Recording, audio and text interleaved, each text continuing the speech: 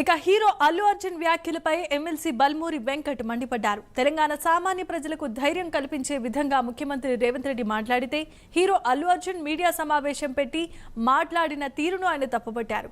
అల్లు అర్జున్ తన మాటలను వెనక్కి తీసుకోవాలన్నారు. మాట్లాడిన తీరుపై అల్లు అర్జున్ ఆత్మ పరిశీలన చేసుకోవాల్సిందిగా బల్మూరి వెంకట్ సూచించారు.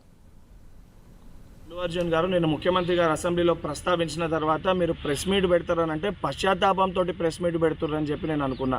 ఎందుకంటే సంధ్యా థియేటర్ సంఘటన జరిగిన తర్వాత ఆ సంఘటన మీ దృష్టికి వచ్చిన తర్వాత కూడా మీరు ఈ రకంగా మూవీ ఎప్పటివరకు చూసిర్రు, ఎప్పటివరకే క్లాప్స్ కొట్టిర్రు, వెళ్ళేటప్పుడు మీరు అభివాదం తెలుపుకుంటూ వెళ్ళినరా లేదా మీరు ర్యాలీగా వెళ్ళినరా, చాలా క్లియర్గా ఫుటేజెస్ కనబడుతున్నాయి.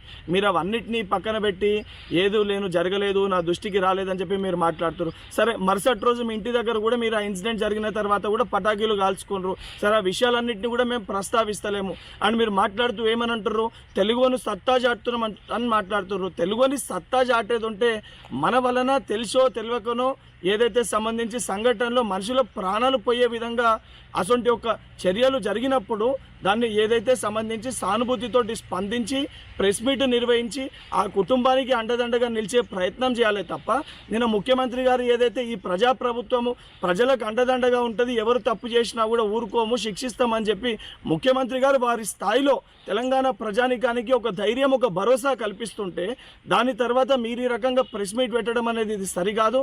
ఇప్పటికన్నా మీరు మాట్లాడిన మాటలపైన మీరు ఆత్మవిమర్శ చేసుకొని మీరు మాట్లాడిన మాటల్ని వెనుకకి తీసుకోవాలని చెప్పి డిమాండ్.